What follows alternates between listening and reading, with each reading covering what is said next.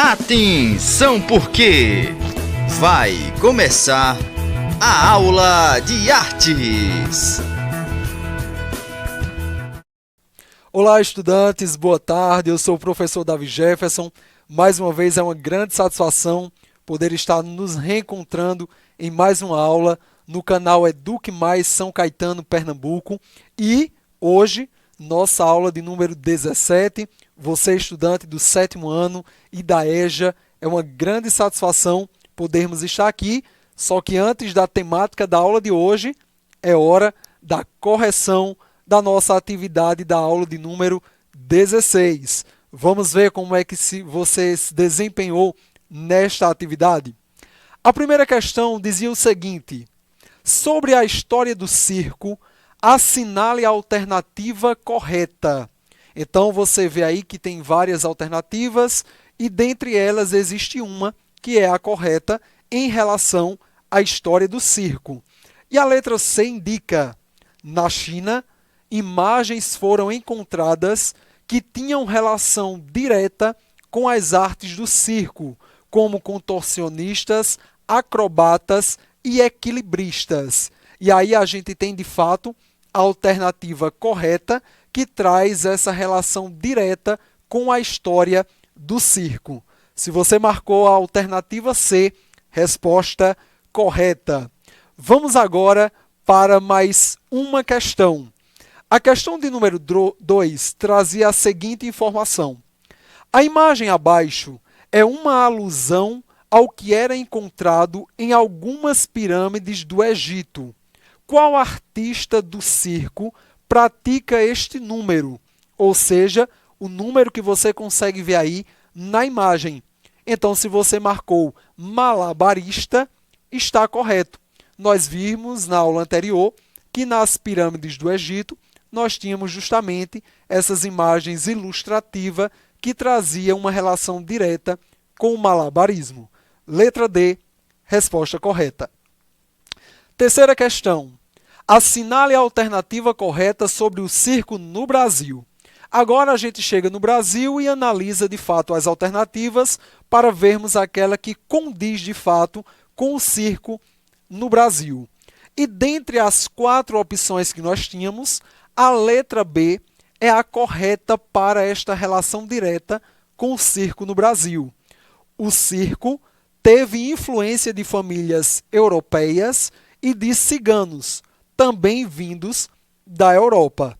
Como vimos na aula anterior, essas famílias europeias, juntamente com os ciganos que ficavam de cidades em cidades, fazendo suas respectivas apresentações, tiveram essa relação direta com o surgimento e manutenção do circo no Brasil. Então, letra B, a resposta correta da questão de número 3. A quarta questão traz o seguinte enunciado: dentre as alternativas abaixo, existe uma em que o artista não é caracterizado como um artista circense, ou seja, um artista de circo. Com isso, assinale esta alternativa. Então, das 4 alternativas, apenas uma tem um artista que não é caracterizado como artista circense, e aí, nesse caso, nós temos a letra C, cordelista, que não é um artista circense, mas sim um artista da poesia, da literatura popular nordestina. Então, letra C, cordelista, a resposta correta da quarta questão. E, por fim, nossa quinta questão traz o enunciado: a imagem abaixo mostra um número que está sendo realizado por artistas circenses. Estes artistas são chamados de... E aí você só escolhe uma das alternativas. Como nós vimos na aula anterior, são os trapezistas. Eles que geralmente praticam essa arte com membros da família, visto que precisa de plena segurança e conforto para desempenhar os números através do trapézio. Então, letra A, trapezistas, a resposta correta. Se você acertou todas as questões, parabéns. Se você errou alguma das questões, corrige aí. É hora da gente acertar para que possamos sempre ir avançando no processo de ensino e aprendizado. Essa foi a nossa correção da atividade da aula 16 e agora nós entramos na temática da nossa aula de hoje, que vamos tratar sobre a imagem na arte e na mídia. Nós vamos ver como funciona esse processo da arte enquanto imagem dentro do processo artístico, arte, e também dentro da mídia. Como é esse funcionamento, quais são as ideias desenvolvidas a partir dessa elaboração da imagem para que ela possa atuar nesse campo da arte, assim como também na mídia. Primeiro é importante nós entendermos como se deu essa teoria da imagem, aquilo que nós temos como imagem. E o termo imagem vem do latim imago, que significa máscara mortuária. As civilizações antigas delegavam às imagens uma ligação direta com a presença de um ser humano na Terra. Daí vieram as máscaras mortuárias, que tinham por intenção manter viva a memória do falecido entre os vivos. A imagem é a representação visual de um objeto. Então percebam como a imagem ela tem um fator tão crucial no meio da sociedade. Ela não surge apenas por surgir, mas ela aparece como uma forma de manutenção de uma história. Como nós vimos na aula anterior, que é justamente essa manutenção da arte. É a arte estando no meio social para manter viva uma história. Então vocês têm aí, por exemplo, ó, a imagem de um relógio e a imagem de duas chaves. Então, quando nós olhamos para estas imagens, nós estamos vendo uma representação visual de algum objeto. Por exemplo, nesse momento, você está aí. Se eu pedir para que você pense em uma mesa, na sua mente, uma imagem, essa representação visual, ela vai ser formada na sua mente daquilo que você conhece como sendo uma mesa. Por isso que tem essa relação do pensar com o real. E é justamente fazendo essa ponte entre aquilo que é ideia e aquilo que é realidade que nós chegamos aqui em dois grandes pensadores que também discutiram a questão da arte, como Platão e Aristóteles. Para Platão, ele afirma que a imagem seria uma projeção da mente, ou seja, uma projeção da ideia, à luz de sua teoria do idealismo, ou seja, desse campo ideológico, o que está formado na mente. Então, para Platão, essa imagem ela é justamente uma projeção do que nós temos na mente, daquilo que é ideia. Por exemplo, digamos que você não conhece um determinado objeto, e aí alguém fala a respeito desse objeto e vai trazendo algumas características. Automaticamente, o que é que nós fazemos? Nós idealizamos aquela concepção e trazemos para a prática enquanto uma imagem visual da mente. Para Aristóteles, ele traz uma controvérsia em relação ao que Platão pensava acerca da imagem. À luz da teoria do realismo, é que Aristóteles ele toma a sua decisão em se posicionar em relação a esse modelo de imagem enquanto elemento artístico. E aí ele acreditava que a imagem era a representação mental do objeto real, sendo aquisitada através dos sentidos. Ele já faz um processo inverso. Primeiro eu vejo, para que depois eu possa idealizar. É o que eu pedi para que você fizesse. Se nesse momento eu disser a você, ó, pensa aí neste momento em um aparelho telefônico. Então você vai recordar de algum aparelho que você viu e você vai criar essa imagem. Por isso que ele traz aí essa questão aquisitada, uma forma de aquisição por meio dos sentidos. Ou seja, é aquilo que eu vejo, é aquilo que eu toco, é aquilo que eu consigo materializar para que a partir daquilo eu consiga desempenhar uma determinada imagem que irá representar aquilo que é matéria, que eu posso tocar, que eu posso ver. Diferente de Platão, que vai para esse campo do idealismo, o campo da mente, da ideia. Eu projeto na mente e aquela imagem visual ela vai ser estabelecida. Fica aí essa teoria por base de Platão e também de Aristóteles. E aí nós temos a classificação das imagens. Isso é muito importante, tá, gente? Nós identificarmos as imagens naturais e as imagens artificiais, e é bem óbvio também a própria teoria desse estilo de classificação. Quando falamos de imagens naturais, nós entendemos como aquelas imagens que são produzidas sem a intervenção humana. Por exemplo, você vai a uma cachoeira, chega lá na cachoeira, como você vê a imagem aí, você vê uma imagem belíssima. Aquilo ali é natural, não teve intervenção humana, a mão humana não esteve interferindo no espaço. Você está vendo uma obra da natureza. Classificamos como natural. Você vai à praia.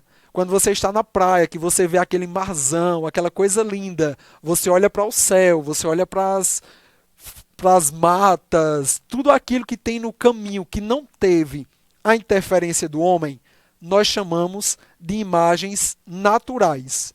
Porém, quando nós observamos a intervenção do homem, nós temos as imagens artificiais, ou seja, são imagens fabricadas, as que exigem essa intervenção para que elas possam surgir. Se eu vou a um museu, por exemplo, e lá tem um quadro que foi muito bem pintado, então aquilo ali é uma intervenção humana, precisou de alguém estabelecer. Mesmo que aquela imagem pintada traga dentro uma imagem natural, ela tem um caráter de imagem artificial ou fabricada, porque ali é a visão de alguém sobre o real.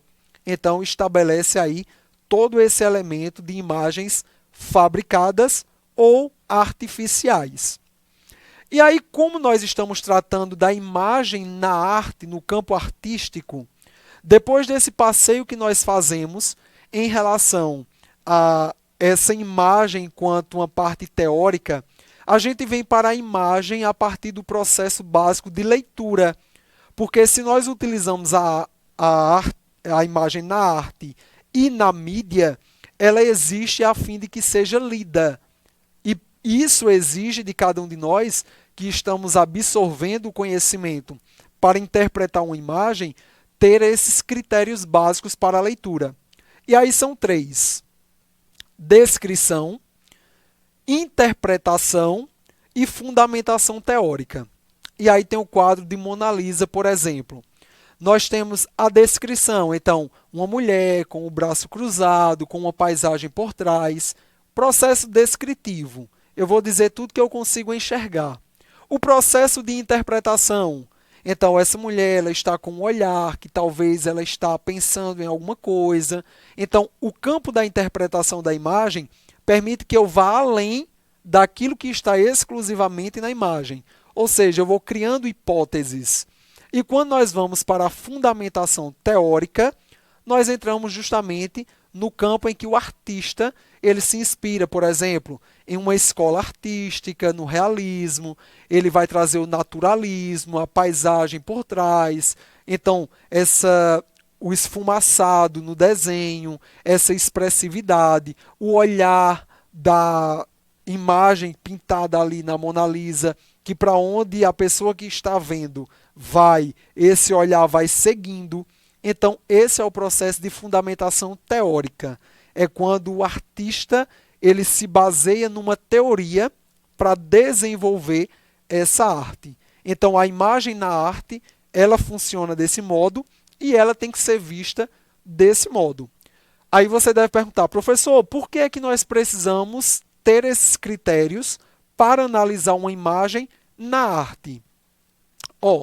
Quando nós estamos tratando de arte, nós estamos tratando do fazer artístico, ou seja, não é o desenho pelo desenho, é o desenho pela arte, é a música pela arte, o teatro pela arte, a fim de desenvolver no telespectador ou no espectador justamente esse pensamento reflexivo em relação àquilo que está sendo mostrado através da imagem. E aí nós entramos com essa parte aqui, já chegando na reta final da nossa aula, que é justamente a imagem na mídia. Como é que essa imagem ela é caracterizada na mídia e tem seus critérios também de leitura de imagem? Então, a imagem, enquanto um elemento artístico, precisa ser desenvolvida a partir do fator estético e reflexivo. Afinal, existe um intuito maior por trás do uso de uma determinada imagem. Por exemplo, quando você olha para essa TV, que está aí na sua tela, com a marca do YouTube. Então, nós temos aí uma imagem na mídia que nos leva a esse campo estético e reflexivo.